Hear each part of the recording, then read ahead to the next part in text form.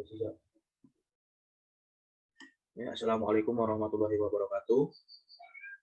Waalaikumsalam Ya, warahmatullahi wabarakatuh. di sini kami ingin mempresentasikan mengenai hasil diskusi kami tentang review jurnal yang beranggotakan saya, Koyon Anugrah Putranto, Nisa Azahra, dan Isra. Sebelumnya izinkan saya untuk share screen terlebih dahulu. Apakah sudah terlihat? Sudah. Oke. Sudah.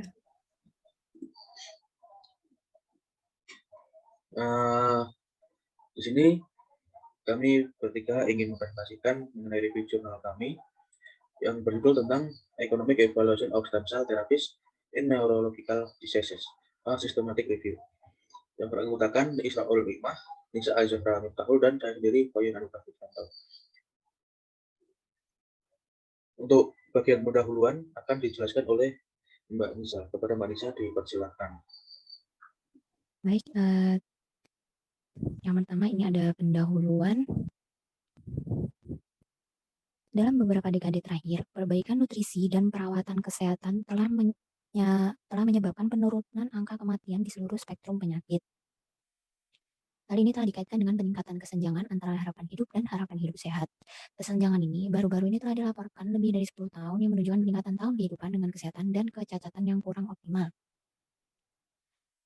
Penurunan kualitas hidup yang terkait dengan kondisi ini telah meningkat atau tetap stabil meskipun ada terobosan dalam hal kematian. Situasi ini semakin diperburuk oleh fakta bahwa untuk sebagian besar kondisi ini, penelitian tentang pilihan terapi baru selama beberapa dekade terakhir telah menemui banyak kegagalan dan mahal.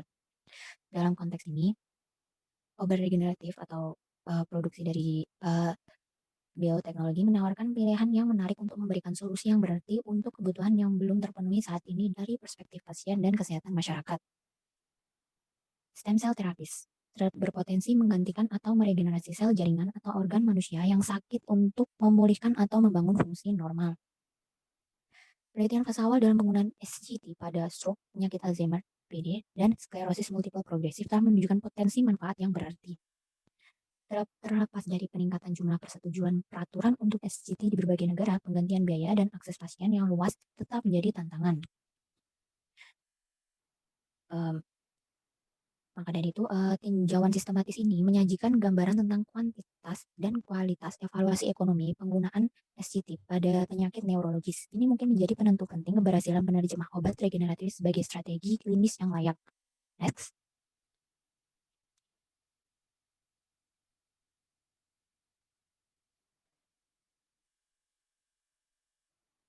Oke, selanjutnya tujuan dari penelitian ini yaitu untuk memeriksa studi evaluasi ekonomi stem cell terapis pada gangguan neurologis dan untuk memberikan gambaran tentang kualitas bukti ekonomi yang tersedia pada topik ini. Next. Selanjutnya ada metode.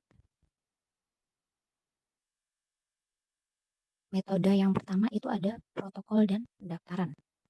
Protokol review disiapkan dan didaftarkan pada Prospero atau International Prospective Register of Systematic Review. Selanjutnya ada kriteria kelayakan. Semua penelitian yang melakukan evaluasi ekonomi penggunaan sel punca pada pasien dewasa dengan penyakit saraf yang diterbitkan dalam bahasa Inggris selama periode 2007 hingga 2017 yang mencerminkan periode publikasi maksimum di bidang penelitian sel punca memenuhi syarat untuk penyertaan. Meskipun tidak ada batasan pada jenis desain studi yang memenuhi syarat, studi efektivitas yang tidak melaporkan biaya dan studi yang murni melaporkan beban penyakit atau biaya penyakit tanpa menyertakan intervensi dikeluarkan. Selanjutnya ada cari dan seleksi studi. Pencarian sistematis dilakukan di Medline, PubMed, Jurnal, Embase, PsychoInfo, Cochrane Central Register of Control Trials, Database of Abstract of Review of Defects, Cochrane Database of Systematic Review, National Health Service Economic Evaluation Database, the Health Technology Assessment Database, dan Registry Analysis Efektivitas Biaya. Next.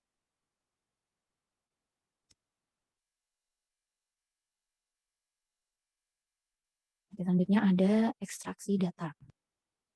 Penyaringan dan ekstraksi data untuk ulasan ini dilakukan menggunakan platform confidence.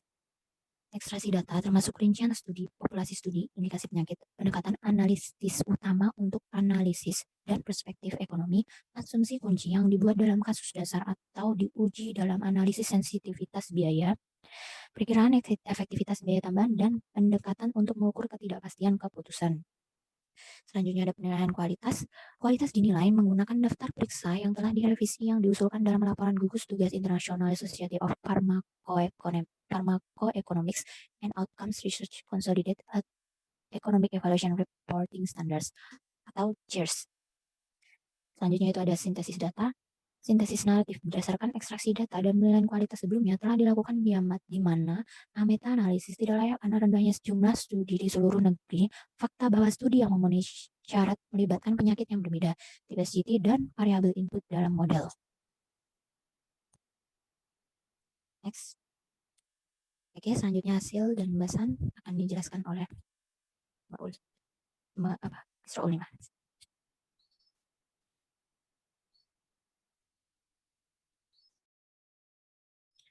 Baik, selanjutnya yaitu hasil dan pembahasan. Yang pertama ada indikasi penyakit. Jenis SCT yang digunakan dan penyakit neurologis yang diambil yaitu stroke, PD, dan multiple sclerosis progresif sekunder. Pada model PD membandingkan penggunaan sel induk syaraf embrionik dengan perawatan standar. Studi tentang SPMS melihat penggunaan transplantasi sel induk hematopoietik versus terapi mitosantron. Selanjutnya stroke tidak mendefinisikan tipe SCT dan membandingkan efek yang diasumsikan dengan perawatan standar yang ada. Pada SPMC membandingkan kohort pasien dengan SPMC yang menerima HSCT dengan kelompok pembandingan yang cocok yang menerima mitosantron sebagai bagian dari perawatan standar. Semua penelitian berbeda dalam jenis perbedaan yang signifikan dalam efek klinis dari berbagai jenis sel. Satu pun dari studi telah meneliti jenis SCT sebagai variabel dalam model analisis. Pada studi SPMS yang melaporkan kecocokan kohort SCT dan kelompok pembandingan berdasarkan diagnosis awal, nilai SPMS, dan skala standar disabilitas dan diperluas. Pada PD dan stroke tidak melaporkan apakah SCT dan pembandingan telah cocok.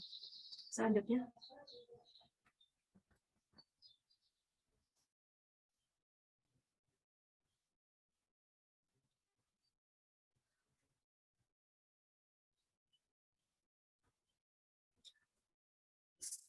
Sumber dan biaya.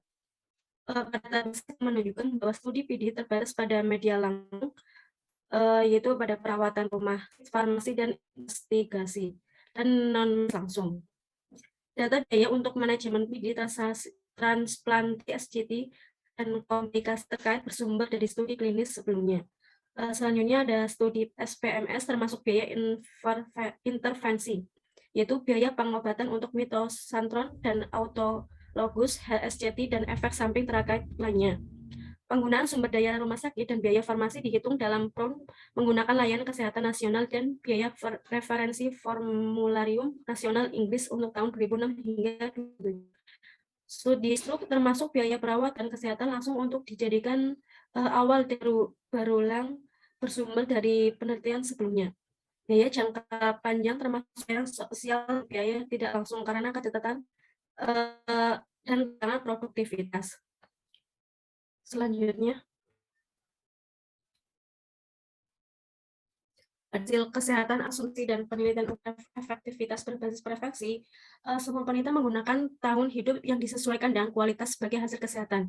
Pada model PD menggunakan kuesioner 5 dimensi Eurocall generik, diukur dengan metode Tim Trade-off. Pada model stroke menggunakan asumsi mengenai efektivitas sel punca berdasarkan pendapatan ahli. Perubahan fungsi dan kualitas hidup setelah stroke diklasifikasikan ke dalam status kesehatan yang berbeda sesuai dengan skor MRS yang berbeda. Pada model SPMS mengambil data perkembangan penyakit tingkat pasien individu dari registri praktik klinis dunia nyata dan pendaftaran pasien HSCT dan perkiraan efektivitas relatif berdasarkan kurva berlangsungan hidup bebas perkembangan Kaplan-Meier. Selanjutnya akan dijelaskan oleh Fauzan. Baik, di sini saya akan melanjutkan mengenai pembahasan.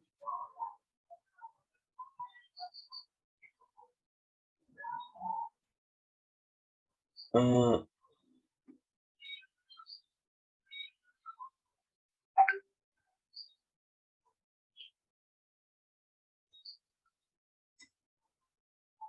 ini merupakan tabel penilaian kualitas studi yang distarkan. Bisa kita lihat di tabel ini ada beberapa sub subjudul. Di antaranya ada latar belakang tujuan, populasi sasaran, dan lain sebagainya. Oke, lanjut. Ketiga studi ini melakukan analisis biaya utilitas SCT atau stem cell terapis. Selain itu, study stroke ini melaporkan analisa biaya manfaat dalam hal lain, nilai sosial yang dinyatakan sebagai nilai manfaat kesehatan. Kemudian dikurangi dengan biaya tambahan SCT atas perawatan standar. Semua studi membenarkan bahwa metode analitik ini sesuai dengan pilihan model mereka bersama dengan parameter input yang digunakan ke dalam model. Itu sudah sesuai mengingat tahap awal penelitian dengan SCT atau stem cell therapy ini. Model dijelaskan menggunakan skema dalam stroke dan SPMS. Tadi PD melakukan penghematan biaya keseluruhan dengan penggunaan SCT di basis skenario kasus. Study stroke melaporkan peningkatan KALY sebesar 1,34. Studi SPMS mempresentasikan perkiraan pusat efektivitas biaya untuk SCT autologous versus mito syndrome di 3 skenario kasus besar yang menggabungkan berbagai metode pengukuran perkembangan penyakit atau EDSS. Yang selanjutnya, di ketiga uji tersebut melakukan analisis sensitivitas univariat untuk menguji dampak perubahan parameter yang termasuk dalam model pada hasil studi. Dan itu studi SPMS melakukan analisa skenario yang melibatkan durasi yang berbeda-beda dari resistensi manfaat klinis. Yang pertama, studi PD ini melakukan analisis sensitivitas univariat untuk menguji apakah perubahan spesifikasi model itu berdampak pada kekuatan hasil atau keakuratan hasil, kekokohan hasil. Yang berfokus pada cakrawala waktu, tingkat diskonto, kemanjuran pengobatan, terjadinya komplikasi, dan perubahan dalam perspektif analitis. Yang kedua, studi stroke melakukan analisis sensitivitas univariat ketika asumsi model dan spesifikasi mengenai ukuran efek, usia onset, aspek terapi yang diberikan. Kajian SPMS ini melakukan analisis skenario yang meliputi skenario optimis, pesimis, dan middle ground berdasarkan asumsi durasi manfaat berkeberlanjutan dan metode pengukuran perkembangan EDSS. Untuk selanjutnya masuk ke bagian diskusi. Untuk teman utama, yang pertama, studi yang termasuk dalam ulasan kami berbeda dalam hal indikasi penyakit, jenis SCT, tindakan klinis, perspektif evaluasi, dan hasil biaya yang disertakan, yang membuatnya menjadi sulit untuk membandingkan hasil di seluruh studi. Bukti dari penelitian klinis dengan SCT sampai saat ini tidak menunjukkan bahwa perbedaan jenis sel memiliki dampak yang signifikan terhadap efektivitas terapi atau keamanan. Nah, oleh karena itu, dampak penggunaan jenis sel ini yang berbeda-beda pada manfaat klinis potensial, dan dengan demikian pada efektivitas biaya belum diperiksa secara khusus. Meskipun studi ini diterbitkan sebelum forum standar periksa JIS, tinjauan tersebut menyoroti kebutuhan untuk memasukkan persyaratan ini dalam pelaksanaan dan pelaporan untuk evaluasi ekonomi ICT di masa depan. Untuk selanjutnya, keterbatasan studi yang disertakan berbeda dengan hal populasi penyakit dan jenis SCT. Selain itu, heterogenitas dalam hal metode analisis, biaya, dan ukuran efektivitas yang digunakan berarti bahwa hanya sintesis naratif dari temuan yang disajikan karena meta-analisis formal tidak sesuai. Semua studi telah mengambil data efektivitasnya baik dari studi lengan tunggal, registry, atau pendapat ahli. Namun, saat ini sulit untuk memberikan penilaian rinci tentang bias dan generalisasi dari temuan ini. Sebuah meta-analisis metodologis suara studi yang lebih kecil di masa depan dengan analisis sensitivitas yang tepat dapat memberikan perkiraan awal yang wajar dan efektivitas biaya. Untuk selanjutnya akan dijelaskan oleh Mbak Isyaul. Selanjutnya yaitu nilai potensial data ekonomi kesehatan pada pengembangan obat ini. Ketika penelitian dalam pengobatan generatif untuk neurologis mendekati titik yang menarik. Jadi untuk mengeksplorasi hasil daya terkait. Hal ini menginformasikan strategi pengembangan ditargetkan yang memaksimalkan peluang produk akhir yang sesuai dengan aplikasi yang bukan bagi pembayar. Selanjutnya,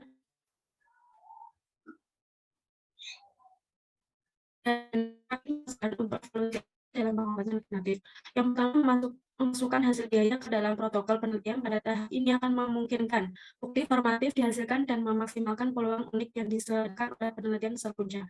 Terapi ini sering diteliti populasi pasien dari tahap paling awal daripada pada sukarelawan yang sehat.